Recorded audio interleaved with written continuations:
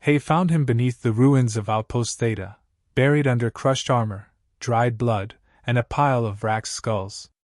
When the alien salvage crew tried to explain that the war had ended 10 years ago, he laughed. Then he tore out their eyes with a combat knife made from their own commander's spine. "If the war's over," he growled, "then why are you still breathing?" They said the war ended 10 years ago. Peace was signed, medals were handed out, speeches were given, and the galaxies turned their eyes toward rebuilding. But buried beneath 20 tons of wreckage, in a forgotten bunker on a cratered moon, one man never got the memo. The hatch peeled open with a groan like an ancient beast waking. The Vrax salvage team stepped in, their translator bots flickering to life as they scanned the decrepit human tech fused into the walls. The leader, Clickthor, raised his scanner. Carbon signatures. One life form. Faint. They moved cautiously toward the center of the collapsed command chamber. Bones littered the floor, human, Vrax, some half crushed into the same pile. A flicker of motion. One of the drones short-circuited. The stasis pod cracked. Metal groaned.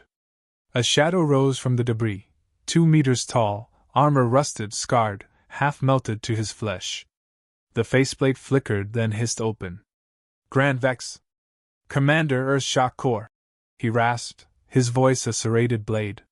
"Serial number 117. Oh, what's the point?" Clickthor stepped forward, arms up in surrender. "The war is over, human. You've been asleep." Vex stared at him.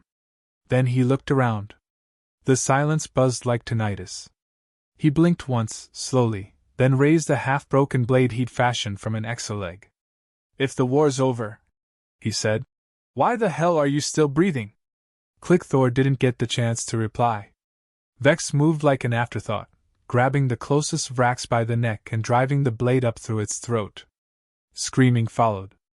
Blaster fire ricocheted off his armor. He rolled, picked up a plasma cutter, and used it like a machete. When it was done, the walls were painted in Vrax. He stood over the last survivor, bleeding and crawling backward. "What year is it?" Vex asked. "T10th cycle, since Treaty Accord." "Treaty." Vex spat. "Right." He dragged the body to the ship bay, stripped their captain's command code, and hijacked the vessel. Before launching, he took a vial from his belt, cracked it open, and breathed deep. Combat stimulants surged through his veins, lighting up dead neurons and burning the fog from his brain. 10 years of silence ended with one transmission broadcast across the galaxy on all frequencies. A flickering, distorted image, a scarred human in armor too damaged to function and too stubborn to die. "To the Vrax Dominion, the Peace Coalition, and every coward who signed a paper and called it victory, congratulations. You forgot one." He leaned closer to the camera. "Now I'm coming to remind you." Then he carved the message. "War's back on." Into the hull and Vrax blood and lit the engines. The galaxy didn't react. It flinched. On Zelka Prime, a Vrax governor dropped his goblet when the transmission played. On Mars Arcadia, a retired general stared at the screen in silence. On pirate comms, the signals spread like wildfire. Humans began whispering. "The Warbringer lives." The first target was an abandoned Vrax munitions depot orbiting a dead star. They thought it was secure. They thought wrong. Vex docked without triggering alarms. He slipped through the shadows, bypassing scanners with patchwork tech fused into his suit. A sleeping guard woke to a serrated knife through his trachea. By the time security realized what was happening, Vex was already rigging the fusion cores. He uploaded another broadcast. "Just checking if the lights still work." The explosion was visible from orbit. A ring of fire swallowed the depot, along with everyone in it. The Peace Council issued an emergency broadcast. "This man is a rogue agent. He does not represent Earth. He does not represent humanity." Vex replied with another transmission. "No. I represent what you made us. What you made me. You don't get to wash the blood off just because you changed the flag." They sent a diplomatic vessel to intercept him. A sleek envoy ship carrying a human negotiator, Ambassador Eli Drake. Soft-spoken, Clean uniform. Fresh shave. Never saw combat. He tried to speak the moment Vex boarded. I'm here to help. Earth wants to bring you in. Safely. No charges. There's been a mistake. Vex held up a hand. Hold that thought. He dragged Drake out of his chair, zip-tied him to the outer hull of the ship, and scrawled, "Traitor," across his chest in oil. Now we're ready for the press. The ambassador was still screaming when Vex jettisoned the ship into warp space. Every news outlet picked it up. Ratings exploded. The galaxy watched with a mix of horror and awe. Some planets cheered. Others hid. Vrax leaders began canceling appearances. Peace summits moved underground. Black market prices for old Earth weaponry skyrocketed. They thought the signal meant resurgence. But for Vex, it was just a warm-up. He carved through another patrol fleet with a hijacked defense satellite. Dropped explosive crates disguised as relief shipments. Shut down a cloning facility by manually detonating its power core and walking away, half on fire, grinning. Each time, he left behind a message. Next. Earth's High Command called for sanctions, issued apologies. But the colonies didn't listen. On fringe worlds, human kids began shaving their heads and spray painting their armor mock-ups with Vex lives. Rebel factions used his tactics. Vrax commanders began requesting reassignment, anywhere far from the fracture zone. He had no army. No nation. No orders. Just rage. Precision. And a memory that wouldn't die. When asked by a captured Vrax captain why he was doing this, Vex simply replied, "You people don't understand peace. You mistake silence for surrender. I'm here to teach you the difference." Then he pulled the pin on a grenade and left it in the captain's hand. The explosion echoed into the void. Galactic officials didn't know what scared them more, the man himself, or how many humans were starting to agree with him. The transport he hijacked sputtered as it cut through the edge of the fracture zone. It wasn't built for stealth, firepower, or long travel. It was a glorified cargo crate, reeking of Vrax filth and desperation. But Grand Vex didn't care about luxury or safety. He cared about message. Target. Impact. The transport's communications bay was just enough. He tapped into the old human frequencies, spliced it with open Vrax military bands, and stared into the flickering lens of the broadcast unit. Blood smeared across his cheek. His voice was low and steady. "You forgot how we fight. How we bleed. You forgot what human pain looks like when it's angry." He slammed his hand on the console and uploaded the coordinates of his next target to every open channel. "You've got 24 hours to evacuate. Or don't. Either way, I'm coming."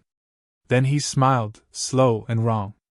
The broadcast reached the council before it reached the planet. Military leaders shouted over each other, demanding action. Vrax high strategos insisted it was a bluff. Earth diplomats insisted he was a ghost. Half the table screamed for immediate defense protocols. The other half demanded silence. Counselor Riechthal, covered in golden markings, stood slowly and said, "We are not afraid of one human." Then the feed showed a looping video of Vex beheading a Vrax battalion commander with a steel pipe and using his body to batter down a pressure door. A minute later, Riechthal fainted on live hollow. Vex hit orbit over Southura 4, a former weapons factory turned luxury resort for Vrax dignitaries. He bypassed the planetary defense grid with a stolen override key extracted from a captain he'd left face down in an oil drum. The orbital control tried hailing him. "This is restricted airspace. State your purpose." "Tourism," Vex said, and launched a gravity torpedo into their control tower. The descent wasn't clean. Shrapnel shredded part of the port wing. He crash-landed on the outer deck of the Grand Spire, staggered out limping, grinning like a man who enjoyed pain more than rest. Guards opened fire immediately. He dove, rolled, fired 3 rounds and kept moving. One of the Vrax tackled him. Vex took the blow, ripped off the alien's respirator, jammed a blade into its rib socket, and used the body as a shield. He reached the elevator shaft, pried it open, and descended using a cable tied to his waist. His armor sparked from impact. 10 floors down, he broke through a viewing window and landed in a gala. Champagne sprayed as he walked in, shotgun in hand. "Evening, folks!" the room screamed. One Vrax general lunged at him. Vex ducked, grabbed a steak knife, and buried it in the soft gap under his carapace. Another raised a plasma pistol. Vex flung a fork into its eye and fired. Within seconds, silence returned. He looked around. The survivors trembled, pressed against the walls. Vex stepped up to the podium, picked up a mic, and tapped it. "This is what you did when you called it peace. You danced. You drank. You forgot the blood." He raised a detonator. "And I remembered." The upper floors exploded in a chain of charges he'd planted during descent. Screams filled the lower decks as tremors shook the foundation. Vex tossed the mic and walked out. Back on his ship, he broadcast again. "Peace isn't silence. It's surrender dressed up to look pretty. And I'm here to tear off the mask." Rebel factions across the stars downloaded the footage, cutting it with chants, slogans, and anti-Dominion messages. Some called him a terrorist. Some called him a liberator. All agreed he was unstoppable. On Earth, a secret meeting convened in a chamber beneath the Atlantic Dome. President Kalen Hayes leaned back in his seat, hands folded. "He's not following orders," said the defense minister. "He's off script." Hayes narrowed his eyes. "He's making a script. When the galaxy's reading. What do we do?" "We let him run." The room fell quiet. "Until?" Hayes tapped his comm unit, eyes fixed on the spinning hollow of Vex's face. "Until he writes the ending." Meanwhile, on the far side of the Cygnus wall, Vrax's military command scrambled. General Six Fangs slammed his claws onto the war table. "He is one man. One human. Why does he cost us this much?" His adjutant whispered. "He is not just a man, sir. He's an idea. And ideas spread." Six Fangs snarled. "Ideas burn. Only if you light the right match." They authorized full pursuit. Fleet 12 moved to intercept. Drones were deployed. Bounties issued. Propaganda rolled out to discredit him. But in every image they used, Vex looked invincible. Every speech denouncing him only made him more feared. Or more adored. He became a myth in real time. Vex, meanwhile, watched the chaos unfold from a stolen carrier hidden in a ship graveyard. He sharpened his blades. Cleaned his rifle. Replayed his own footage not out of pride, but calculation. Every strike, every word, was part of something larger. Not revenge. Not glory. Instruction. He recorded one final clip before disappearing again. "You tried to make peace without victory. Now you get neither. You taught US war. We just perfected it." He uploaded it, shut down the feed, and turned toward a blinking red dot on his map. "The Council Corps." He smiled. "Time for class." The comm feed buzzed with static before stabilizing into the calm voice of Ambassador Eli Drake. "Grand Vex, this is Earth. I'm not here to arrest you. I'm not your enemy." Vex didn't respond. He paced the bridge of his stolen frigate, adjusting straps on the armor bolted into his scarred chest. The message played again. Drake was calm, respectful, professional. Everything Vex hated in a man who never bled for anything. "I represent a peaceful directive. Humanity has changed. We're part of something bigger now." Vex finally hit the calm. "Funny. I thought we were always big enough. Violence will only make things worse." Vex leaned in, voice rough. "You didn't crawl through broken airlocks to whisper that, Drake. You came to try and put the leash back on. The problem is, I bit through it 10 years ago." Drake's reply was measured. "You're being manipulated. The Vrax are using you. They want the war to resume." "Good," Vex said. "Because I never clocked out." The frigate drifted silently toward a derelict station hidden in a decaying orbit above a dead gas giant. Inside was something few remembered and fewer believed still existed: Project Black Echo, the vault that once housed Earth's untested doomsday prototypes. Vex cut through the docking bay doors, overriding systems with access codes ripped from a former Earth engineer who had begged right up until his last breath. The interior was dust and darkness, but the power still hummed beneath the metal. Security bots stirred. Vex moved fast. EMP burst. Shotgun blast. Blade through servo motors.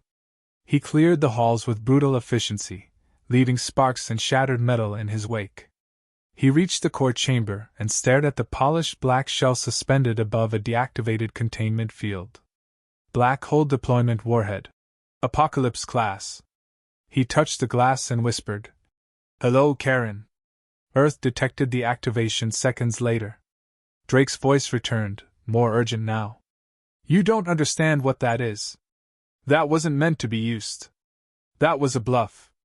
It's unstable." "Then it's honest," Vex replied. Drake attempted to redirect. "You think war makes us strong? It doesn't. It makes us stupid. Savage. It's why we surrendered. To stop losing ourselves." Vex snapped back. "You surrendered to preserve your position. You called it peace, but it was just a slow bleed. You gave up our teeth and called it diplomacy." Drake sighed. "You're fighting a war no one wants." Vex's voice hardened. "Then they shouldn't have started it." With Karen secured, Vex rerouted the power grid and prepped the weapon for manual detonation. Not automated. Not remote. He wanted to look them in the eye when he did it. As the frigate escaped orbit, the Earth delegation tried one last time. They sent Drake in person.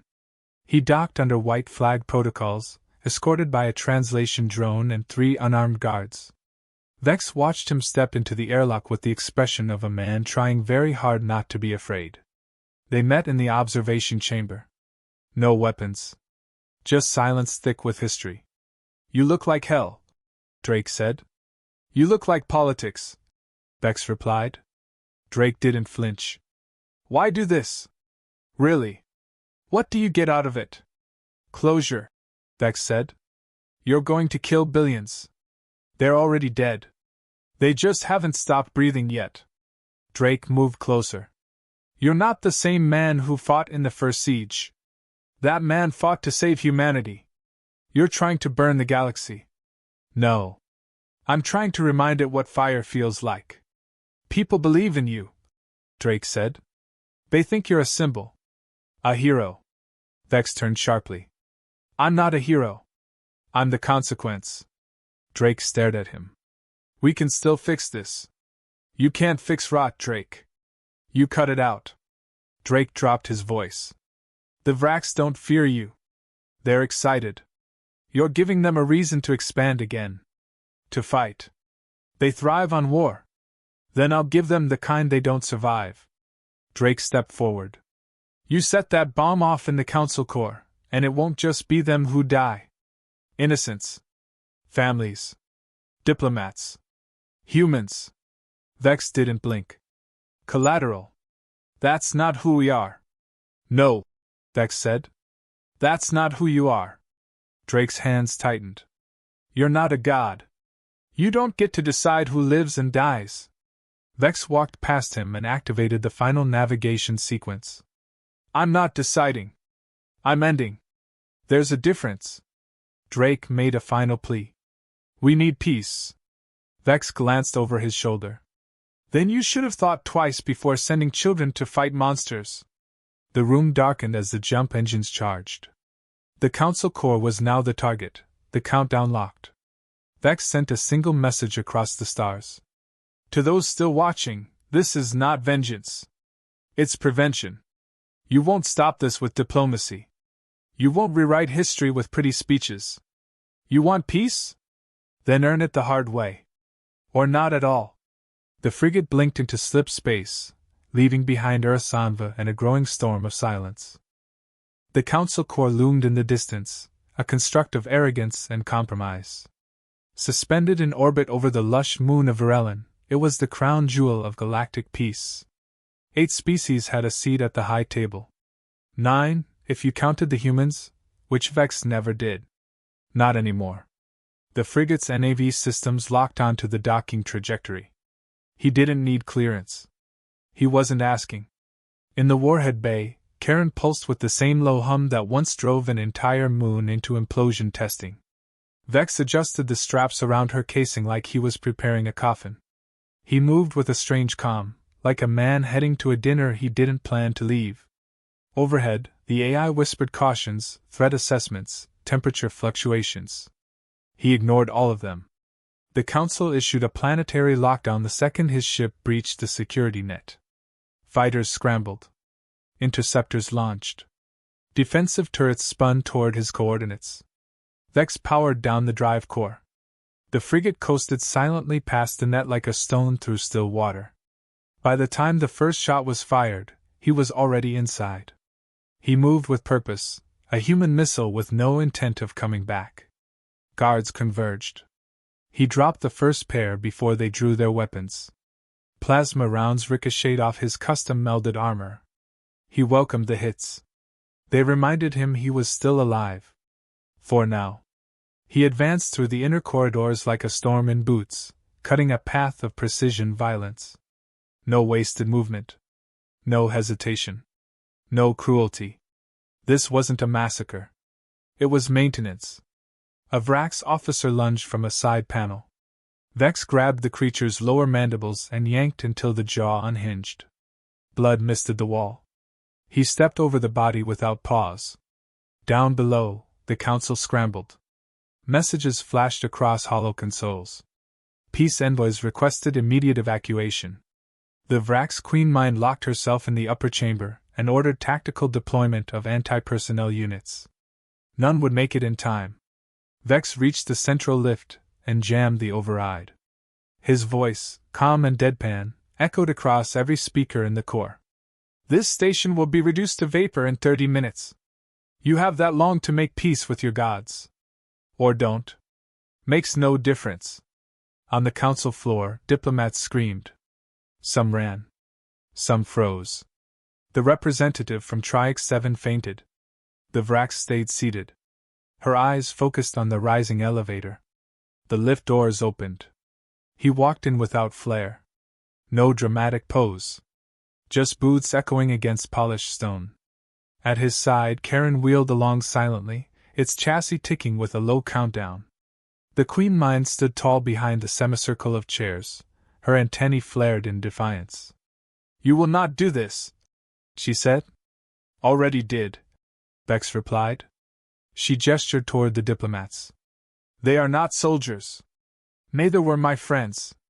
This act will define humanity forever. Good. She tried another angle. You seek glory? Martyrdom? I'm not dying for something. I'm killing for something. She took a step forward, voice sharpening. You don't understand peace. I understand it's fragile. Beck snapped. And dishonest. And always temporary. A diplomat rose. A shriveled, blue-skinned negotiator from the Corval Axis. There's still time to negotiate terms. There were terms, Vex said. We honored them. You didn't. We gave you a seat at the table. You gave us a seat after you pulled our teeth. You think that's mercy? It's sedation. Another voice chimed in, soft, desperate. The Marnian scholar from the 6th sector. What do you want? Honesty, Vex said. And maybe a little silence. He set Karen down in the center of the chamber. A low whir signaled the final countdown. No blinking lights. No beeping. Just inevitability. The Queen Mind stepped closer. You are a single man. I'm a correction. You're delusional.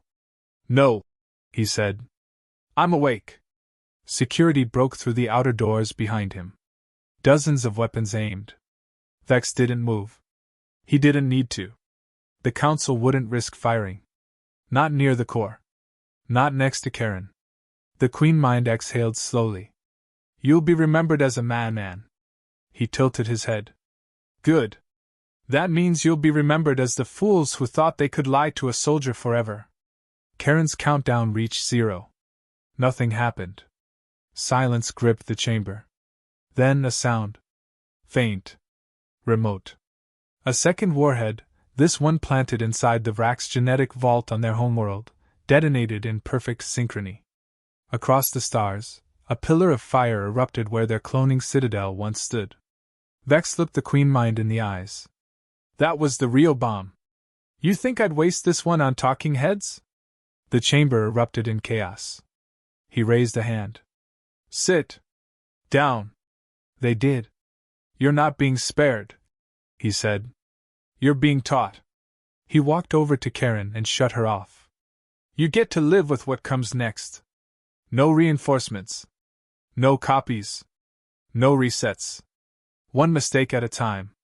Just like us. The Queen Mind trembled. Why? Because you don't change when you lose a battle, he said. You change when you realize there's no reset button. He turned to leave. Consider this, evolution.